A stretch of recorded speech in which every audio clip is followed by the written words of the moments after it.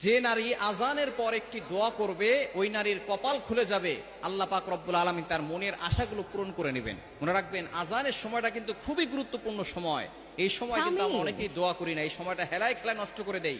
আজান দেওয়ার সাথে সাথে আমরা আজানের জবাব দেওয়ার চেষ্টা করব, এবং আজান দেওয়ার সময় কিন্তু আল্লাহ পাক রব্বুল আলামিন বান্দার দোয়া কবুল করেন।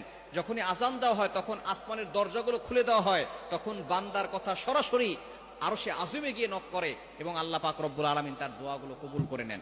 অবশ্যই আমরা এই আজানের সময় দোয়া করব। নবীজি সাল্লাল্লাহু আলাইহি ওয়াসাল্লাম জানিয়ে দিয়েছেন, এবং আজানের সময় সতর্ক থাকাও দরকার। মা বোনদের এই আজানের সময় সতর্ক থাকতে হবে, কারণ এই সময় যখনই আজান দেওয়া হয় তখন শয়তান, আজানের শব্দ যতদূর পর্যন্ত যায় ততদূর পর্যন্ত শয়তান পালাতে থাকে। হাদিসের ভিতরে আসলে শয়তান পালাতে থাকে, এবং কুকুর এই শয়তানদেরকে দেখতে পারে, যার কারণে কুকুর ঘেউ ঘেউ করে আওয়াজ করে। দেখবেন আজানের সময় অনেক জোরে জোরে আওয়াজ করে কুকুর, কেন?